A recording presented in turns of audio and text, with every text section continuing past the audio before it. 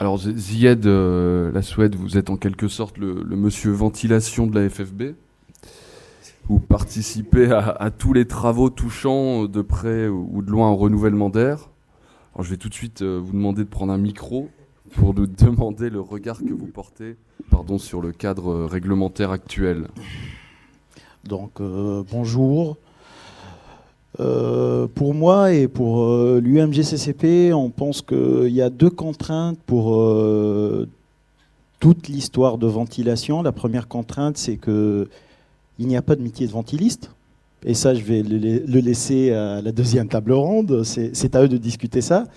Et la deuxième chose, c'est le cadre réglementaire ou bien la difficulté et la complexité de la réglementation française sur la question de ventilation.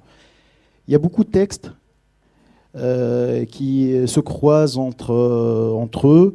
La ventilation, elle est cadrée par le CCH, le Code de construction et de l'habitat, par l'arrêté du 24 mars 82, par le RSDT, le règlement sanitaire départemental type, par le Code de travail. En fait, et tous ces textes, en se croisant entre eux, en fait, il y a beaucoup de contradictions aussi. Et je vais profiter de cette occasion pour citer le cas d'un professeur qui est dans une école ou bien dans une crèche, ou bien s'il est dans une classe, il est couvert ou bien il est cadré par le Code de travail. Donc du coup, un débit, il sera imposé selon le Code de travail. Et s'il est dans une salle de réunion ou bien dans son bureau, il est couvert par le RSDT, par le règlement sanitaire départemental type, et le débit, il est complètement différent. Donc du coup, on se trouve dans une contradiction réglementaire qui, pour nous, en tant que Fédération française du bâtiment, ça pose une grande complexité à nos professionnels pour s'adapter à ce genre de situation, parce que c'est difficile, comme j'ai dit dès le début, il y a beaucoup de réglementations, beaucoup de législation, d'arrêtés qui cadrent la ventilation, et c'est difficile de maîtriser tous ces textes. Même nous, en tant que professionnels, si on peut se proclamer en tant que professionnels de ventilation ou bien des connaisseurs, c'est difficile de savoir tous les textes ou bien de les maîtriser et savoir tous les débits qui sont mentionnés dans ces textes. Donc cette difficulté nous a ramené à la question, est-ce qu'on doit revoir ces textes ? Est-ce qu'on doit essayer, pas faire bouger, mais essayer de faire bouger ces textes? Et du coup, la première chose était est-ce qu'on pourra travailler ou bien essayer de faire avancer l'arrêté du 24 mars 82, qui est plus âgé que moi. Donc du coup, moi, ça m'a paru un peu bizarre de travailler avec des textes qui existent depuis plus que 30 ans. Et là, on a essayé de travailler avec la DHUP, avec le caustique sur ça. Et la première chose à faire était pour nous c'est pas de dire on veut changer, mais de proposer des solutions.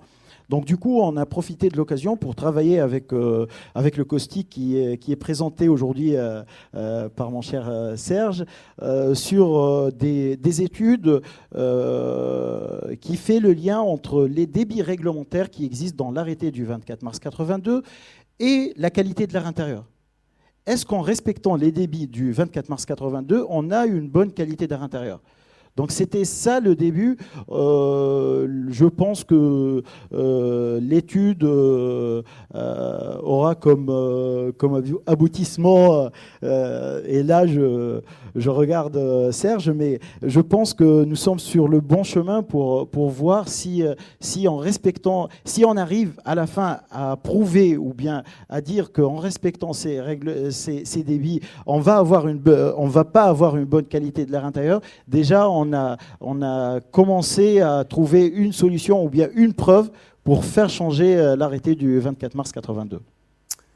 Merci Ziad. Je vais donc, du coup tout de suite passer la parole à quelqu'un qui est né avant 1982. Serge Aouizé, vous êtes le directeur général du Caustic et une figure emblématique du génie climatique, incontournable. Vous avez mené de nombreuses études au sein du Caustic, avant celle qu'évoque Ziad, sur la qualité de l'air intérieur et la ventilation. Alors selon vous, à l'heure d'aujourd'hui, la réglementation est-elle problématique pour garantir une qualité d'air intérieur satisfaisante? Merci Eric pour cette charmante introduction. 82, c'est pas loin quand même. Bon, le souci de cette réglementation de 82, c'est il faut voir d'où on part. On le voit bien en fait aujourd'hui avec la pollution de l'air extérieur. Tout le monde a un avis là-dessus. Sauf que ça dépend de quoi on parle. Alors, si on parle de qualité d'air intérieur, de quoi on parle? On parle d'humidité, on parle de CO2, on parle de formaldéhyde, on parle de radon, et encore d'autres, les COV, et ainsi de suite. Donc, il va falloir à un moment donné se poser, parce que toutes ces règles, toutes ces valeurs ont des valeurs limites en fait au niveau de l'OMS d'exposition qui sont généralement définies par rapport plutôt au code du travail en fait, protection des travailleurs. Mais à un moment donné, il va falloir définir déjà qu'est-ce que c'est qu'une bonne qualité d'air. Et donc, qu'est-ce qu'on mesure?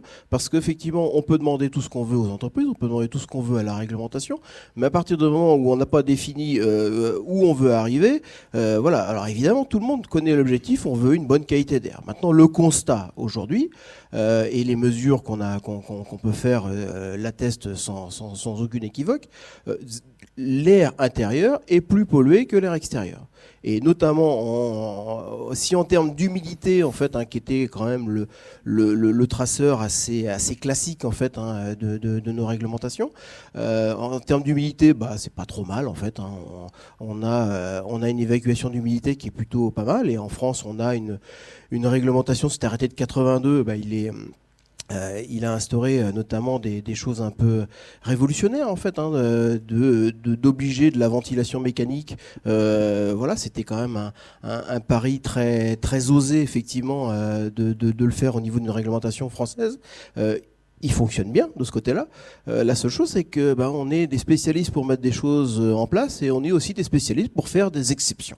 On aime bien les exceptions, vous savez que le droit fiscal, il en est plein. Et dans nos codes des techniques aussi, on connaît ça. Et on a instauré à un moment donné, bon voilà, maintenant il nous faut tel débit d'air minimum effectivement dans les pièces, il nous faut un système de balayage, il nous faut pas mal de choses effectivement intéressantes. Ah oui, mais après on va faire une dérogation. On va faire une dérogation en disant... Ah mais finalement, on pourrait peut-être gérer ça en fonction de l'humidité. Et oui, c'est intéressant, effectivement, on peut aller réguler en fonction de l'humidité. Sauf que ce qu'on a fait, c'est qu'on a fait une dérogation, c'est-à-dire qu'on peut aller en dessous de ces débits minimum qu'on a établis à un moment donné. Alors que beaucoup d'autres effectivement pays ont fait l'inverse, c'est-à-dire que on va effectivement mesurer l'humidité et surventiler quand on a un problème d'humidité. Nous on a fait l'inverse, c'est-à-dire qu'on va déroger à la règle minimale qu'on avait mis et donc permettre en fait une sous-ventilation de nos bâtiments. Alors maintenant on s'étonne effectivement et la question posée c'est est-ce que la réglementation est suffisante vis-à-vis de la qualité d'air? La réponse est évidemment non. Mais est-ce que c'est dû à ces valeurs de l'arrêté de 82 ou est-ce que c'est dû aux multiples exceptions qu'on a pu mettre en place?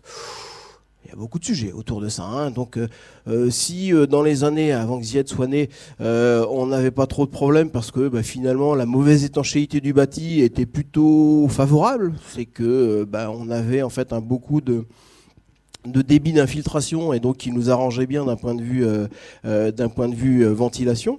Là maintenant on construit des bâtiments étanches et là on n'est plus effectivement soumis qu'au débit du système de ventilation mis en place. Et les mesures qu'on a pu faire dans les premiers bâtiments BBC, donc avant la RT 2012, montraient déjà que la pièce où on a le plus gros problème en fait, c'est plutôt la chambre. Et sur la chambre, on a des pics allègrement toutes les nuits de 2000 ppm, effectivement, à peu près. Donc, qui sont des valeurs non acceptables, en fait, hein, et qui sont dues, en fait, à un problème de débit notoirement insuffisant, en fait, au niveau de la ventilation. Et donc, oui, effectivement, il va falloir bouger le cadre réglementaire parce que les entreprises obéissent et le marché obéit, en fait, à des contraintes réglementaires. Donc merci de vous battre. On est à côté de vous pour se battre effectivement sur ces sujets-là, parce que de toute façon, on est absolument convaincus, et tous les entrepreneurs qui peuvent être dans cette salle, de toute façon, vous diront la même chose. Il dit, attendez, c'est une bombe à explosion. Demain, on va venir me chercher en responsabilité parce que le bâtiment a peut-être généré des problèmes encore plus graves que ce qu'il y a à l'extérieur.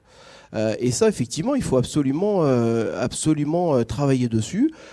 Mais encore une fois, il ne faut pas brûler les étapes. Il faut partir déjà de définir ce qu'est une bonne qualité d'air. La réponse ne sera pas la même, effectivement, si on mesure du CO2, si on mesure de l'humidité, si on mesure d'autres polluants. Et donc, il va falloir effectivement bien définir ce qu'est une bonne qualité d'air. Et aujourd'hui, on a la chance d'avoir des solutions techniques extraordinaires. Tous nos industriels ont des solutions pour tout. On a des solutions pour abaisser l'humidité, on a des solutions pour traiter des surventilations, on a des solutions très efficaces en termes même de rendement de ventilation et ainsi de suite. On a des réseaux qu'on sait faire étanches. Malheureusement, c'est pas Angel nous dira effectivement que c'est pas la majorité de nos réseaux. Bah oui, mais le problème c'est que notre lot ventilation aujourd'hui, il est tellement inexistant dans nos lots de construction que ceux qui posent, ils posent un peu par défaut, hein, comme vous l'avez dit. Un coup c'est l'électricien, un coup c'est le chauffagiste, un coup c'est je sais pas qui d'ailleurs, mais le plaquiste effectivement qui a trouvé ça. Ah bon, faut aller prendre ça. Bon, ok. Bon, allez, je vais prendre de la yen souple, je vais prendre un truc, machin, et puis ça va bien répondre effectivement. Voilà. Ça, alors, c'est la seconde table ronde. Pardon, excuse-moi. Je m'enflamme. S'il te plaît. Je m'enflamme. Je vois. C'est pour ça. C'est pour faire l'intro. Mais bon, donc pour répondre à ta question, effectivement, il faut absolument bouger ce cadre réglementaire. Les débits sont notoirement insuffisants, effectivement, dans nos habitats et dans nos locaux, effectivement, pour être plus large. Ok, si je traduis ce que tu as dit, en substance quand même, c'est que le cadre devrait plus s'intéresser aux chambres qu'à la cuisine, peut-être. En tout cas, l'objectif en 82, on parlait beaucoup d'humidité, hein, et l'essence même de cette réglementation, c'était de dire, bon, on a des problèmes dans les pièces humides, donc cuisine, salle de bain, donc il faut faire effectivement une extraction, mais ce cadre réglementaire a été aussi un frein en fait à l'innovation, hein. On a plusieurs industriels effectivement dans la salle qui ont pu être pénalisés par ce système un peu à la française où on fait de l'extraction dans les pièces humides parce qu'on voulait absolument être sûr d'extraire l'humidité effectivement là, mais qui du coup a contraint en fait les solutions techniques, alors que d'autres solutions techniques sont aussi intéressantes effectivement à les travailler. Bon, là je suis obligé de me tourner vers vous, Anne-Marie Soulier. Vous êtes en charge de la ventilation à la DHUP et donc rattaché à ce titre au ministère de la Transition écologique et solidaire et au ministère de la Cohésion des territoires.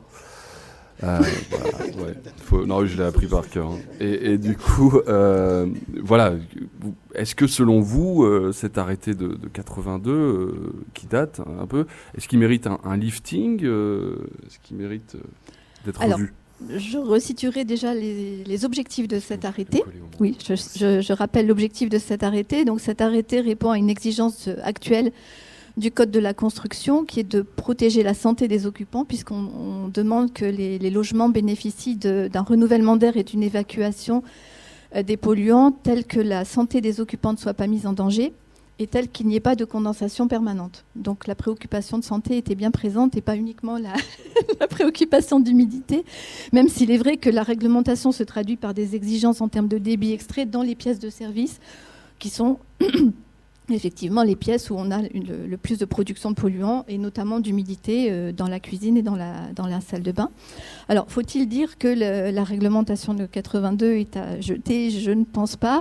Vous l'avez rappelé tout à l'heure, on se heurte à un taux important de non-conformité de la réglementation. Vous avez cité 50% de non-conformité. C'est beaucoup plus en maison individuelle. Je crois que l'étude qui avait été faite, l'étude détaillée faite par le CEREMA, sur plus de 1000 logements a montré qu'en fait, on est à près de 70% de non-conformité en maison individuelle. Donc, globalement, 50% de non-conformité, avec la plupart du temps des débits insuffisants. C'est pas la cause... Enfin, il y a d'autres causes de non-conformité, mais la cause principale, c'est quand même les débits insuffisants. Donc, la DHUP a créé en 2015 un club ventilation qui réunit l'ensemble des partenaires de la construction ayant un lien avec la ventilation. Et lors de ces premières réunions, on a fait ensemble un constat de l'application de la réglementation, ou plutôt de la non-application. Et le constat qui a été fait, en fait, c'était que ce qui était prioritaire, c'était pas de modifier la réglementation, mais c'était déjà de faire en sorte qu'elle soit bien appliquée. Parce que quand vous dites à juste titre que les débits sont insuffisants, je pense qu'en fait, c'est pas nécessairement les débits réglementaires qui sont insuffisants, mais c'est les débits réels obtenus du fait de ces non-conformités que l'on observe. Donc en fait, le constat, ça a été il faut améliorer la qualité des installations de ventilation. Donc c'est un des objectifs principaux de ce club ventilation qui a initié plusieurs actions.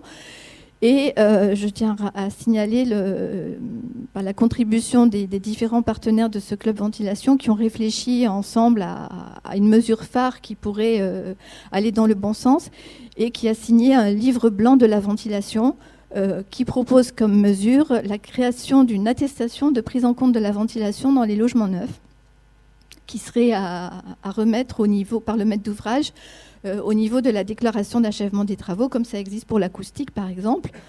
En acoustique, on a ce genre d'attestation fondée sur un autocontrôle et a priori, les premiers résultats qu'on a sont plutôt encourageants. On a aussi des non-conformités importantes en acoustique et la présence de cette attestation, l'obligation de cette attestation depuis 2013 avec l'obligation de mesure à réception permet de tirer vers le haut la réalisation des constructions. Et on pense que ce genre de mesure, effectivement, pourrait permettre une amélioration de la qualité des installations. Voilà, alors je profite d'avoir la parole pour réagir par rapport aux propos de Zied qui a à juste titre mentionné la difficulté pour les professionnels d'appliquer les textes du fait de la complexité des textes. Donc effectivement, les textes sont éparpillés dans différents codes comme tu l'as signalé. Le club ventilation a fait la demande qu'il y ait un site internet spécifique dédié à la ventilation, ciblant principalement les professionnels du bâtiment, mais pas que. Et dans le cadre de ce site qui a été lancé officiellement le 6 juin, donc c'est tout frais, et sur lequel vous pouvez aller, donc c'est bâtiment-ventilation.fr. Donc dans le cadre de ce site, il y a une partie qui explicite les différentes réglementations applicables. Donc l'objet, c'est de rendre accessible l'information sur les différentes réglementations applicables à telle ou telle typologie de bâtiment. Et il y a une foire aux questions aussi qui est prévue pour expliciter et pour répondre à des questions que les personnes peuvent se poser. Donc, je ne sais pas si on peut dire qu'il y a forcément des contradictions entre les textes, mais il y avait effectivement un déficit d'information qu'on essaie de combler par cette voie. Ok, juste revenir un instant. Non, mais juste revenir un instant sur cette obligation de contrôle à la livraison. Il y a une chance qu'elle soit mise en place prochainement Alors pour ça, il nous faut un vecteur réglementaire ou législatif. Donc, Madame Pitola a mentionné tout à l'heure le fait que dans la loi Elan, un amendement a permis de prévoir la prise en compte de la qualité d'air intérieur dans les constructions neuves. Et à cet effet, il est prévu un décret fixant des exigences de qualité d'air intérieur. Donc, on est en train de voir si juridiquement on pourrait se servir de ce décret pour inscrire l'obligation d'attestation de prise en compte de la ventilation en arguant du fait que l'amélioration de l'installation de ventilation contribue à une meilleure qualité d'air intérieur, même si ce n'est pas le seul paramètre. En tout cas, il y contribue fortement. Si ce n'est pas possible, il y a une analyse juridique qui est en cours actuellement, je n'ai pas encore la réponse. Si ce n'est pas possible, il nous faudra un vecteur législatif comme pour les autres règlements, comme pour les autres attestations. Par exemple, l'attestation acoustique a été instaurée par une disposition législative, de même que les autres attestations. Mais on y travaille. On est conscient de l'intérêt de cette mesure. Ok, on attend d'une interprétation juridique du coup. Ok, très bien. Alors, je me tourne maintenant vers vous, Nicolas Blondet. Vous êtes président de l'association de promotion de la qualité d'air intérieur. et vous portez haut et fort les couleurs du label intérieur qui vise à garantir la qualité d'air intérieur dans les logements neufs. Alors, selon vous, les exigences actuelles, elles permettent d'aller vers une bonne qualité d'air intérieur, ou il faudrait introduire peut-être ces exigences que vous travaillez au quotidien avec le label et avec votre association? Eh bien, bonjour à toutes et à tous. Merci aussi Eric pour cette initiative de ces rencontres. Oui, effectivement, la prise en compte de la qualité de l'air intérieur est extrêmement importante. On a le cadre réglementaire, comme le disait Anne-Marie, mais il est là, il est bien là et il est efficace. Par contre, on se retrouve, j'en discutais aussi avec Denis Dessus, le président de l'Ordre des architectes, il n'y a pas très longtemps, on se retrouve aussi à avoir une évolution dans nos système constructif, ça c'est extrêmement important, et on en est arrivé, et c'est pourquoi peut-être aussi en partie ces questions pour le cadre réglementaire, on a travaillé énormément depuis des années à baisser la consommation énergétique des logements pour devenir vertueux, pour que ceux qui y habitent évidemment puissent se chauffer décemment, mais également on est allé vers un focus, on a fait des focus.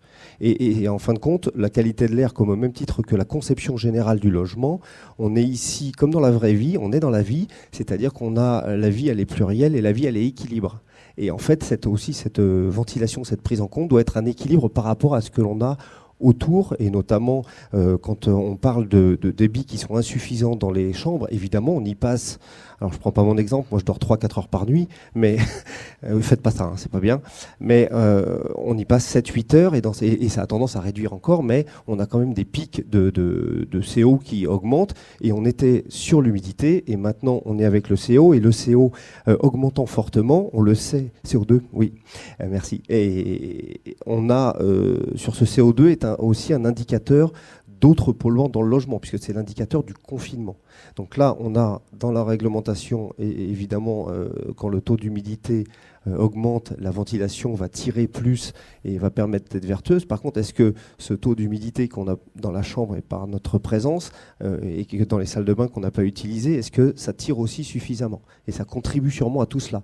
Donc il y a et vous parliez des industriels qui réfléchissent aussi sur le sujet et qui ont des solutions. Il est vrai qu'à un moment donné, on va devoir considérer aussi notre logement par pièce et peut-être en tout un tas de petits outils qui vont nous permettre d'aller chercher des débits supplémentaires au moment où il y en a besoin.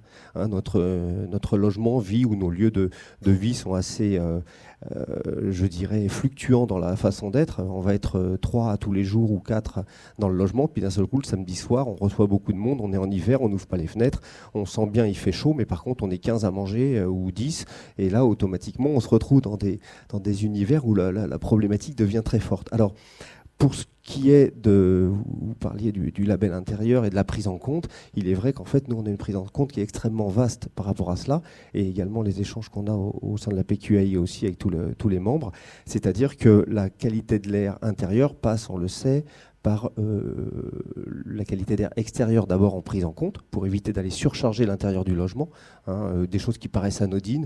Vous n'êtes pas très loin d'un bois où il y a des bouleaux, où il y a ce genre de choses.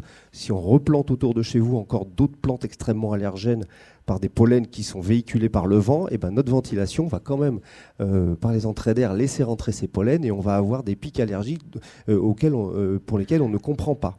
On va avoir aussi, dans le cas de la ventilation, traitant sur cet exemple, et je pense à un exemple très récent, une maman qui était embêtée, son fils était malade de manière récurrente, asthme grave, réaction, et elle a dit, pour bien faire pour lui, on a décidé de manger bio tous les jours, et ça nous coûte plus cher. On a un budget qui augmente de 5 000 € par an pour bien manger, pour qu'il soit mieux. L'enfant n'était pas mieux. Par contre, moi, on a discuté, je lui ai dit, pense peut-être à une double flux vu l'endroit où tu vis, parce qu'elle va filtrer ce qui doit rentrer. Et ça a mis du temps à lui expliquer. Ils ont fait l'effort parce que je lui ai dit, si tu mets la double flux, c'est ces 5 000 € qui vont être une année, puis après, ce sera bien pour le reste. Et finalement, son enfant n'a plus de soucis.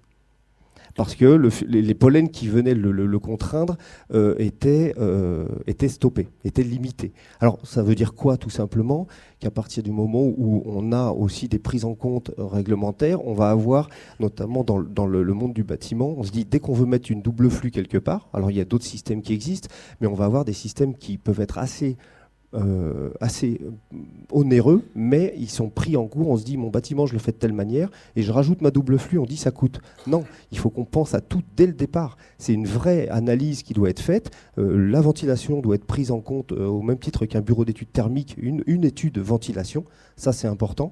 Hein, on le voit pour être vraiment efficace, pour allier le thermique, l'acoustique également avec cela.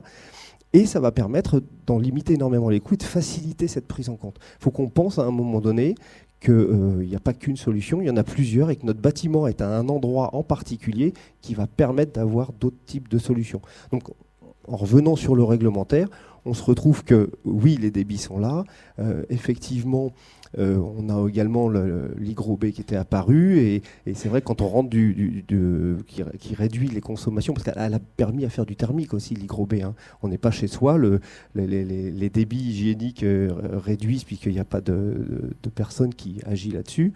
Et résultat des courses, on a quand on rentre chez soi, on a un logement qui est augmenter en nombre de polluants, puisque, on le sait tous, 5 à 10 fois plus de polluants à l'intérieur qu'à l'extérieur, ne serait-ce qu'ici, on va imaginer les meubles, les moquettes, nos vêtements et tout un tas d'autres choses. Donc c'est évident également que d'avoir fait des boîtes fermées, il faut également qu'on puisse, nous, arriver dans un univers qui soit sain, et ces débits réglementaires sont dans la réglementation, les harmoniser avec tous les autres lieux de vie, parce que notre lieu de vie, ça ne s'arrête pas chez nous, même si on y passe beaucoup de temps, c'est vraiment sur la totalité.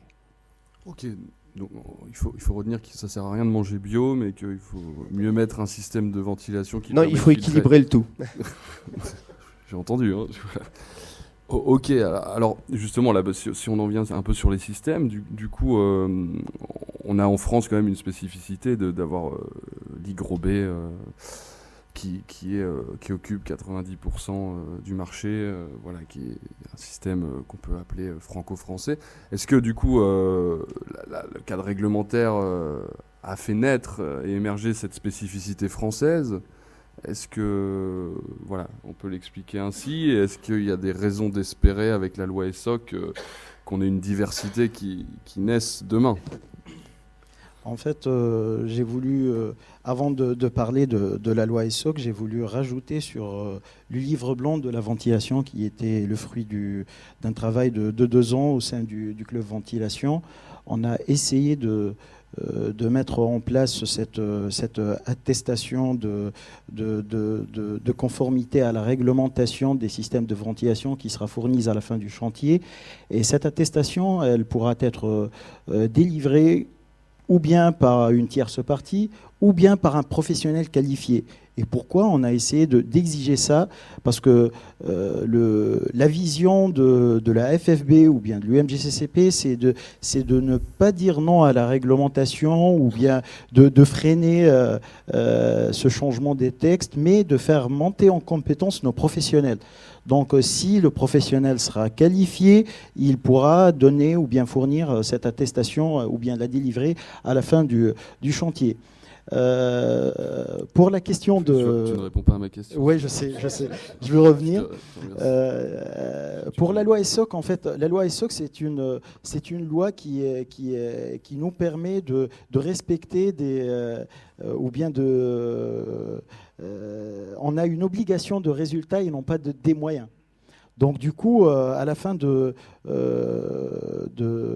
cette loi, on pourra dire que nos professionnels, ils auront l'opportunité d'innover, parce que cette loi, elle encourage à l'innovation, elle encourage le déploiement des nouveaux systèmes qui n'étaient pas cadrés par la réglementation auparavant, mais qui respectent d'une façon ou d'une autre cette obligation de résultat. Donc du coup, si je peux dire, contourner un peu la réglementation ou bien l'arrêté du 24 mars 82, nos professionnels, ils auront la possibilité de s'appuyer sur la loi ESSOC pour un peu, comme j'ai dit, esquiver l'arrêté du 24 mars 82 et de pour encourager aussi nos professionnels à innover, à utiliser des nouvelles solutions, des nouveaux systèmes de ventilation. Déjà, en pensant à la bonne qualité de l'air intérieur, il y a beaucoup de systèmes qui sont sur le marché, qui favorisent ce paramètre qualité d'air intérieur. Je suis conscient que plus que 90% des installations en France sont des systèmes hygrobés. Et quand on dit un système hygrobé, on dit qu'il est toujours sous avis technique. Un avis technique, il est donné pour tout système innovant, qui n'est pas traditionnel, qui n'est pas couvert par le DTU. Alors que pour les systèmes hygrobés, ça fait plus que 32 ans qu'ils sont innovants. Pour moi, la question, elle reste toujours là. Est-ce qu'on doit considérer les systèmes hygrobés comme des systèmes innovants et les bien cadrer dans une nouvelle partie du DTU 68.3 ? On aura une 5e partie comme la dernière partie de double flux qui est apparue en avril 2017. Là, on pourra avoir, si on croise bien les doigts, mais bien, hein, une nouvelle partie pour les systèmes de ventilation hygrobés. Mais franchement, 30 ans pour des systèmes innovants. Quand on dit un système innovant, donc on n'a pas assez de retour d'expérience pour avoir cette distance avec ce type d'installation, alors que ce n'est pas du tout le cas.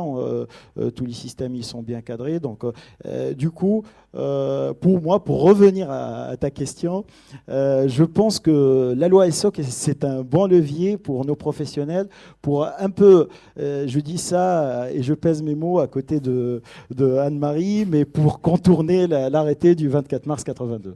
Tu croises les doigts surtout, apparemment, plutôt que peser tes mots, mais d'accord. Donc Anne-Marie... Oui, juste une petite réaction par rapport au système hygro.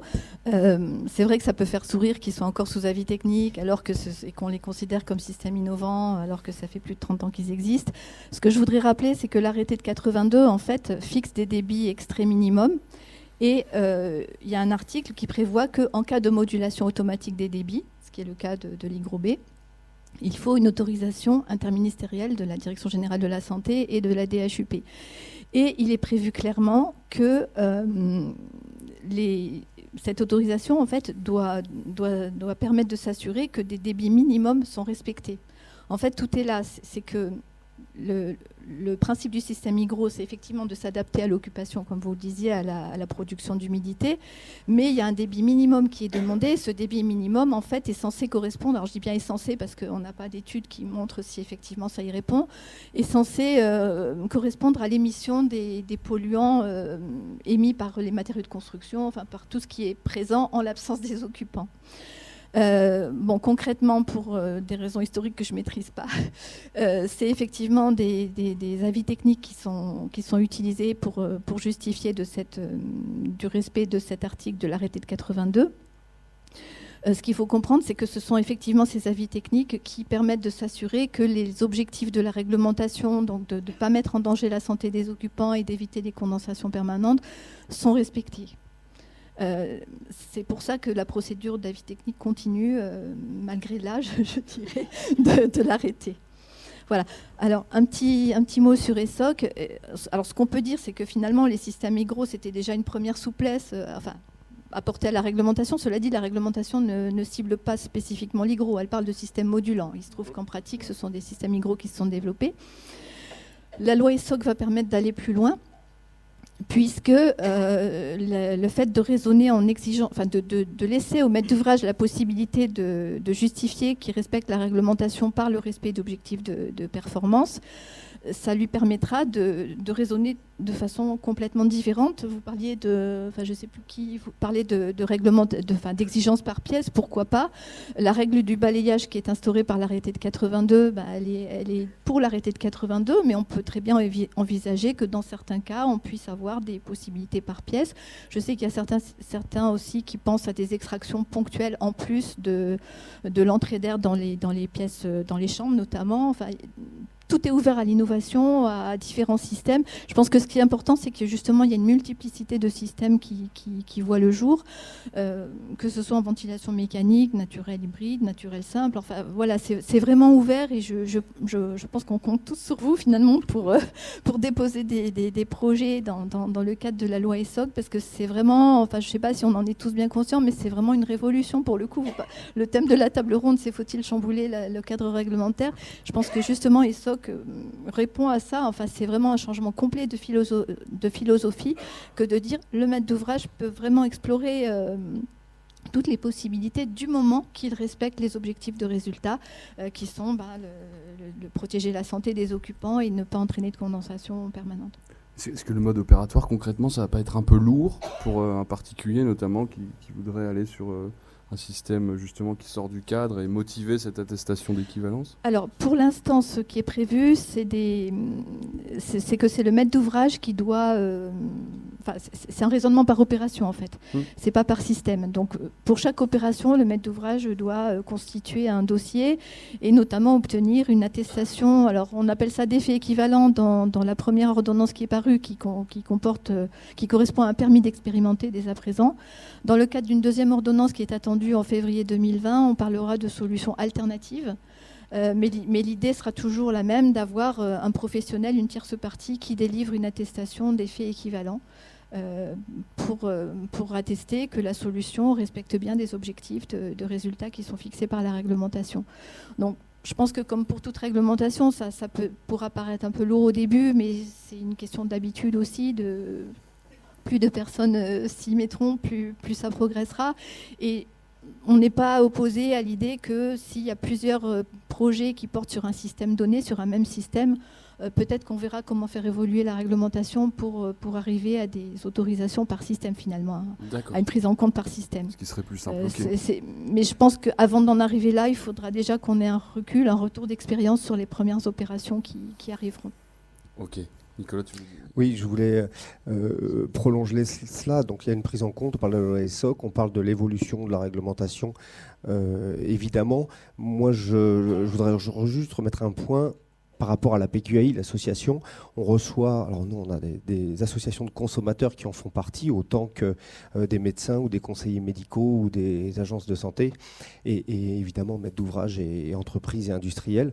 Par contre, il faut l'usager à sa part et il commence à être de plus en plus au courant. On parle de qualité de l'air intérieur. Madame la députée ne me démentira pas, le sujet monte. Il est de plus en plus pris en compte et écouté. Et j'avoue que nous, à la PQAI, on reçoit des petits coups de téléphone qui sont assez étonnants et qui viennent parler de ce qui va se passer dans pas longtemps. Les usagers nous appellent. Je suis une maman, j'ai 2 enfants en bas âge, je souhaite déménager. Est-ce que le lieu où je vais me poser sera garant de ma santé, garant de mon bien-être au niveau respiratoire et de l'air en général, et également est-ce que mon bâtiment le sera? Parce qu'on parle de la loi ici 82 parce qu'on pense toujours au neuf, au bâtiment neuf, mais on a aussi le cadre dans la rénovation qui est important. J'ai un exemple très récent. Outre le fait de respecter la réglementation, les débits, les volumes, les tailles des moteurs, les pertes de charge pour être bon en thermique, bon en consommation et derrière. Il y a aussi toute une règle au niveau de la mise en œuvre, même en rénovation, qui est importante. J'ai un exemple très récent, une grande rénovation d'une barre où il y a pas mal de logements. Mais en fin de compte, les logements étaient sur la ventilation naturelle. Et ces ventilations naturelles ont été bouchées. On a été mettre les bouches de ventilation et les moteurs ne seront mis que dans 4 semaines.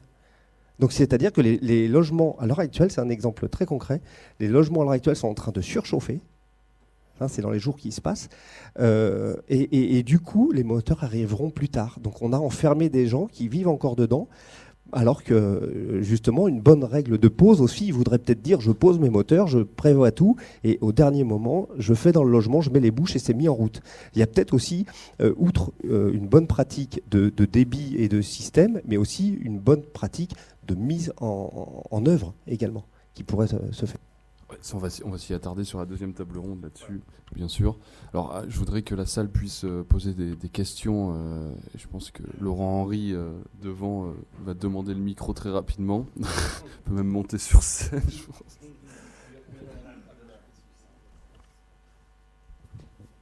Merci. Vous avez trouvé très terre à terre. Laurent, est-ce que vous pouvez vous présenter, juste dire qui vous êtes? Voilà, je suis ventiliste et je me présenterai peut-être un peu plus tout à l'heure.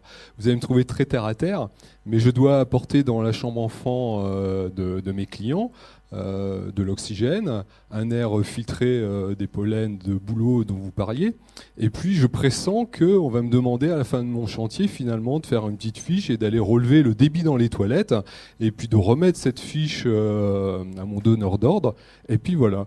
Donc je suis un peu inquiet de me dire, voilà, aujourd'hui nous n'avons plus les mêmes usages du bâtiment que dans les années 80, et j'ai le sentiment qu'on va repartir sur 30 ans avec le même indicateur et aller mesurer un endroit qui ne correspond pas aux besoins de mes clients. Voilà. Alors comment pourriez-vous me rassurer ? Je ne sais pas qui veut répondre à ça. Je pense que de manière assez évidente, évidemment, cette réglementation est ce qui est connu, mais il est vrai également, je le disais tout à l'heure, on a une évolution du bâtiment et tout cela doit se faire conjointement, et c'est là où on va arriver à avoir, je pense, comme disait Anne-Marie, toutes les solutions à regarder. Je ne pense pas qu'elles soient que technico-techniques de matériel, mais elles vont être aussi de typologie de prise en compte et vont permettre après d'être en adéquation avec cela. Et par contre, ce qu'il ne faut surtout pas oublier, si on veut réussir de la mise en œuvre, si on veut réussir d'aller au bout du schéma pour que ce soit bien, il faut que tout le monde soit mis dans la boucle, il faut une grande sensibilisation et il faut surtout rester dans du bon sens. Nous, on parle que de bon sens, et ça c'est extrêmement important, mais à un moment donné, tous les acteurs doivent être présents. Nous, je vous parlais de la PQI où on a des installateurs, évidemment, on les écoute avec grande attention et nous disent attention, partez pas dans des délires. Il y a les consommateurs qui disent attention, partez pas dans des délires non plus, ou aux industriels. Les bureaux d'études, bureaux de contrôle, les bureaux de mesure sont aussi présents. Il y a vraiment un aéropage important et on doit tous être autour de la table pour cela. J'avoue que c'est pas forcément simple parfois, mais tout le monde n'a qu'une seule envie de faire, c'est on va se simplifier, on va au moins pas se compliquer la vie, déjà ce serait pas mal, et aller au bout avec une bonne prise en compte et rester sur des systèmes qui soient, je dirais, préhensibles par tout le monde aisément, que ce soit celui qui va installer. On parlait tout à l'heure du label, il y a une phase de sensibilisation avant que les entreprises œuvrent sur le chantier pour leur rappeler les points de vigilance, évidemment, à faire, qui vont concourir. Si on part bien au départ, on le dit toujours, c'est au pied du mur qu'on voit le mieux, pas le mur, mais le maçon, on va retrouver d'aller au bout, on est sûr qu'on va être droit et on va être bon. Là, le principe s'applique complètement. Ziad, tu veux ajouter quelque chose ? Non, juste j'ai voulu dire que je suis tout à fait d'accord avec ce que Laurent a dit, mais Laurent a cité cette attestation à la fin du chantier. Cette attestation, pour moi, elle était mise en place pour faire monter en compétence nos professionnels. Ça, c'est pour s'assurer que les gens, puisque c'est ce qu'on a proposé dans le cadre du livre blanc, cette attestation, elle pourra être faite que ce soit par une tierce partie ou bien par un professionnel qualifié. Donc pour un peu encourager nos professionnels à se former, à avoir cette qualification, c'est l'occasion ou jamais c'est pas de donner cette obligation, mais de mettre en place une telle attestation pour déjà assurer le minimum de formation ou bien de compétences pour nos professionnels et ne pas laisser le domaine de ventilation ou bien les installations de ventilation, de systèmes de ventilation faites par, si on peut dire, n'importe qui. Il y a des gens qui n'ont aucun lien avec tout ce qui est génie thermique ou bien climatique, ou bien qui n'ont même pas des compétences d'installation de systèmes de ventilation et qui osent donner des conseils à des professionnels. C'est la deuxième table ronde. Oui, je sais. Mais pour nous, cette attestation, c'est juste pour faire monter en compétence nos professionnels et leur donner cette opportunité de se former et d'être qualifiés. Je sens que Laurent est pleinement rassuré. Après la deuxième table ronde, il le sera encore plus. En tous les cas, il est vrai qu'un métier de ventiliste à émerger est important. Exactement. Puisque si on reprend l'exemple, on parlait tout à l'heure de plaques de plâtre, à la base, il y avait des maçons qui ne voulaient pas les poser, il y avait des plâtriers qui disaient « ils nous piquent notre boulot », donc ça a été les menuisiers qui les ont fait. Et puis pour la ventilation, on s'aperçoit qu'il y a le plombier, il y a l'électricien, et on voit qu'il y a des plaquistes qui posent les ventilations. Donc il y a un cadre à porter, donc on y sera. Donc la transition est faite. Eric, à toi la main.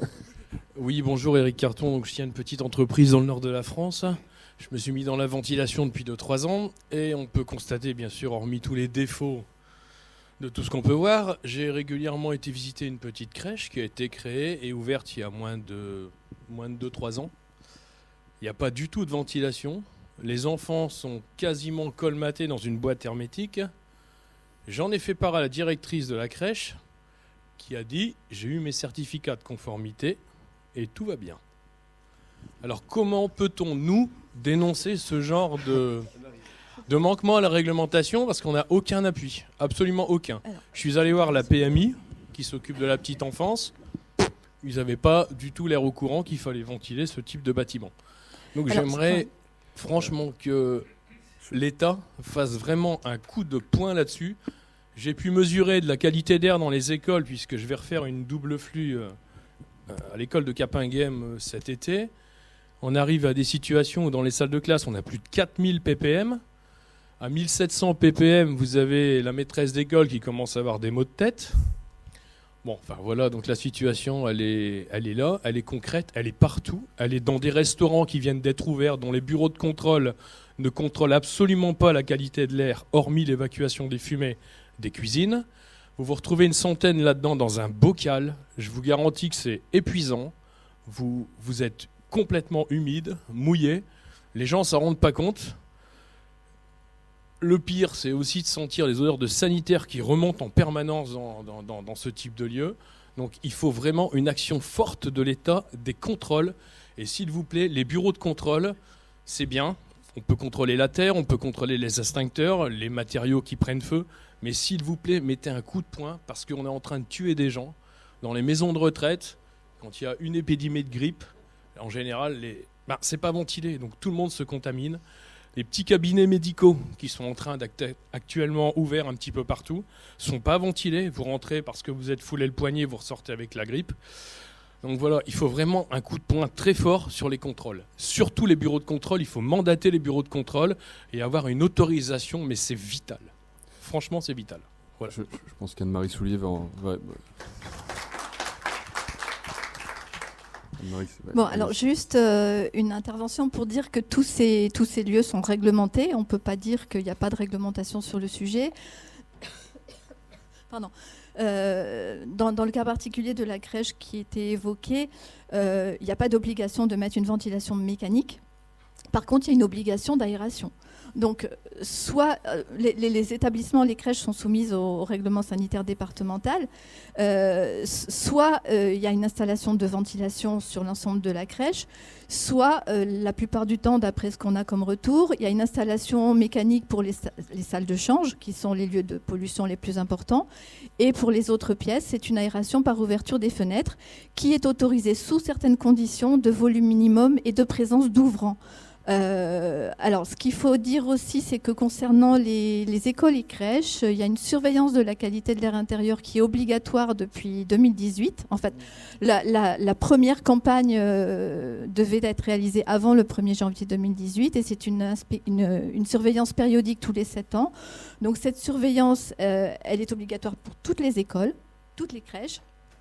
Elle comprend d'une part une vérification des moyens d'aération de l'établissement, donc savoir s'il y a des fenêtres, si elles s'ouvrent bien, si on ne les a pas bloquées avec des meubles juste devant, enfin, si les bouches d'extraction, quand il y en a, ne sont pas obturées, enfin, voilà, des vérifications visuelles basiques. Et en plus de ça, il y a une obligation, alors, soit de mesure de certains polluants, soit de mise en place par l'établissement d'un plan d'action. Les mesures qui sont prévues sont notamment des mesures de confinement d'air, des mesures de benzène et de formaldéhyde. Donc ça, c'est une possibilité qui est offerte aux établissements. Il y en a un certain nombre qui se sont engagés dans cette procédure. L'autre possibilité, c'est de laisser les établissements faire un diagnostic de leur situation et de mettre au point un plan d'action pour améliorer la qualité de l'air intérieur sur la base d'un guide qui a été élaboré par l'INERIS et qui comprend des grilles qui s'intéressent aux différents personnels de l'établissement, que ce soit les personnels les services techniques, les gestionnaires, les enseignants, enfin les chargés d'activité, les personnels d'entretien. Enfin, Madame, je sais que ça part d'une bonne démarche, mais c'est pas du tout la réalité. Et franchement, quand c'est sorti, parce que je pense que ça doit dater d'un précédent gouvernement, et ça devait être Ségolène Royal qui avait pris des dispositions à ce sujet, j'en ai parlé à ma commune, mais personne ne le fait. Les salles de classe sont totalement confinées. Il y a eu des fenêtres de remplacer. Aucune grille d'air, même minime, n'a été mise. Tout est absolument obturé. Et en période d'hiver, personne n'ouvre les fenêtres. Même si la fenêtre s'ouvre, personne ne les ouvre.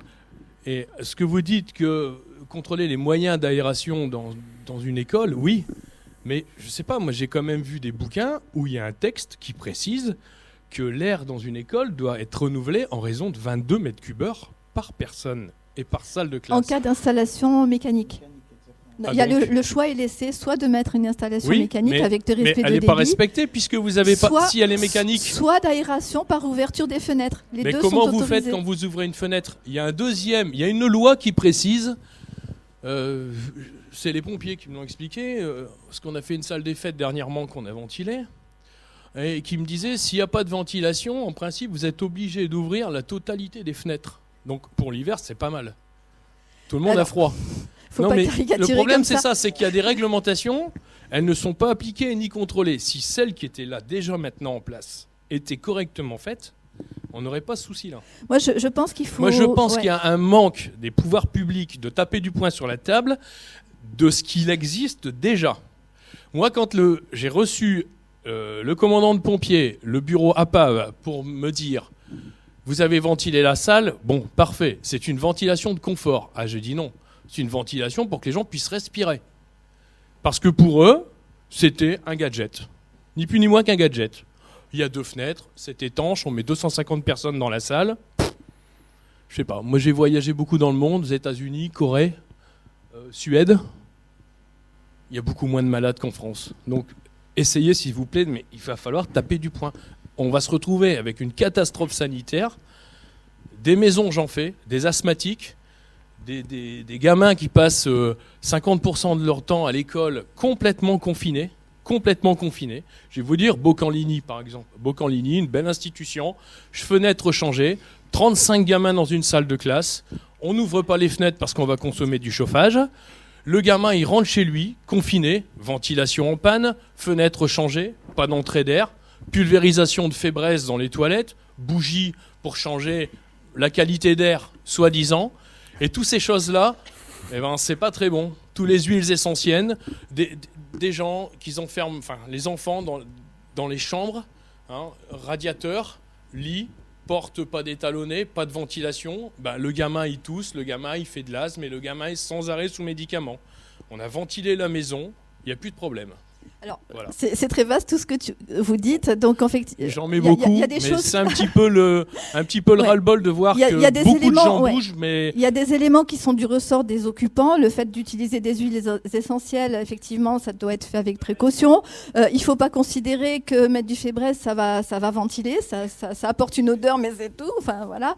Je crois qu'il ne faut pas sous-estimer l'importance des textes sur la surveillance de la qualité d'air intérieur dans les écoles et crèches, parce que cette obligation régulière fait prendre conscience aux établissements, aux enseignants, aux puéricultrices de l'importance de la qualité d'air intérieur. Le fait d'avoir des mesures de confinement, ça permet de se dire là, il y a un problème, il va falloir soit aérer davantage, soit mettre un système de ventilation. Enfin, ça permet d'identifier les solutions de remédiation. Il y a des solutions intéressantes qui se sont développées dans certaines régions de mutualisation de capteurs de CO2, par exemple. En Mayenne, il y a eu une distribution de capteurs de CO2 dans des salles de classe pendant une semaine. Ça tournait. Attendez, laissez-moi finir. Donc, le fait que les enseignants aient conscience du taux de CO2 qui était obtenu dans leur salle de classe et du fait que, en aérant mieux, ils arrivaient à faire baisser les concentrations parce qu'ils avaient un petit voyant lumineux qui leur indiquait quand c'était confiné ou pas. Voilà, ce genre de choses, ça va dans le bon sens. Donc, il faut laisser aussi aux gens le temps de s'approprier ces réglementations.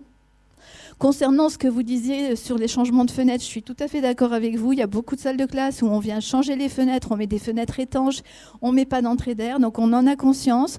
La réglementation thermique existante a été modifiée il y a 2-3 ans à ce sujet.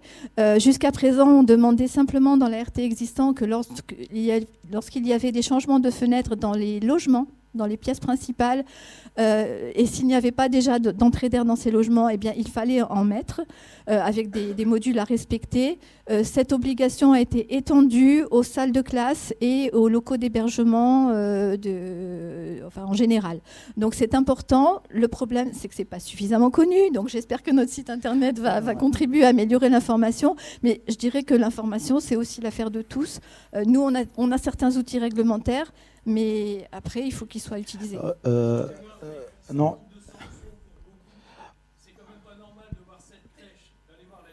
En fait, c'est sûr.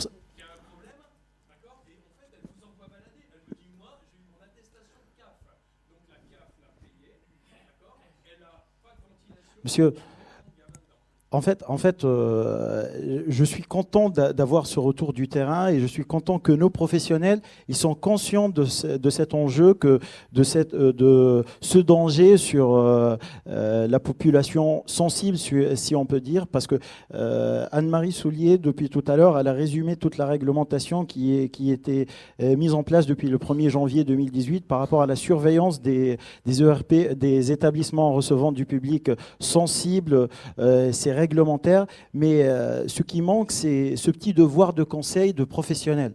En fait, pour nous, c'est le but de ce genre de conférence ou bien de réunion, c'est de mettre en avant nos professionnels. Et c'est pour ça que j'ai dit dès le début que je suis content d'avoir ce retour. Vous êtes sensible à cette question.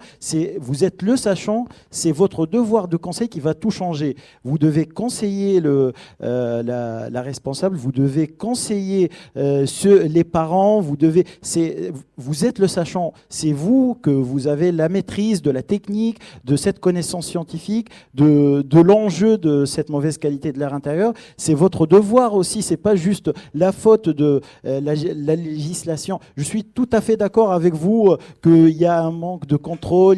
Le contrôle, il est fait sur des points qui sont plus ou moins un peu accessoires par rapport à la réalité du terrain, mais votre rôle en tant qu'installateur qui est bien formé, qui est au courant de la réglementation, de l'enjeu de la bonne qualité de l'air intérieur, il doit être mis en place, il doit être mis en valeur. Et vous devez conseiller ces établissements publics ou bien les parents des enfants qui sont à l'intérieur. Et pour rebondir sur la question des fenêtres de Anne-Marie, depuis, on était conscient de cette problématique de changement de fenêtres et d'étalonnage des portes. Et on a édité au sein de cette maison, au sein de la FFB, tout un guide sur la ventilation et le lien avec la menuiserie depuis 2015 ou bien depuis 2016. Et il est en libre service sous format PDF. Donc, on essaye de faire partager cette information, on essaye de mettre en garde nos professionnels. Donc, il faut juste profiter de cette documentation ou bien de ces occasions.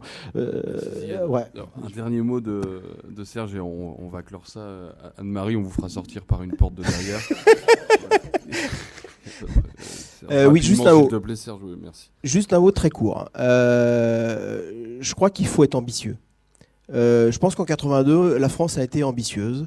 Aujourd'hui, se dire on a l'ambition de faire respecter la réglementation, on a fait effectivement un dispositif ESSOC qui permet de faire des expérimentations sous volonté du maître d'ouvrage, ce qui quand même se discute déjà pas mal. Je pense que vous avez vu toutes les réactions qu'il peut y avoir effectivement dans la salle. C'est un sujet qui de toute façon monte beaucoup et il faut qu'on soit ambitieux d'un point de vue réglementaire. Je pense que c'est vraiment l'objectif. Il faut absolument être ambitieux sur un sujet comme ça. Très bien.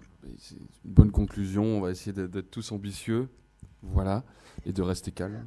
On va être ambitieux. Et de croiser les doigts. On va être ambitieux parce qu'on est avant tout des citoyens et j'avoue que tous les éléments qu'on peut porter autour de nous, et monsieur, vous en êtes là, le bel exemple, c'est qu'à un moment donné, il y a un papa derrière, il y a un oncle, il y a tout ça, et les connaissances et je dirais la sensibilité des personnes, des citoyens est de plus en plus grande.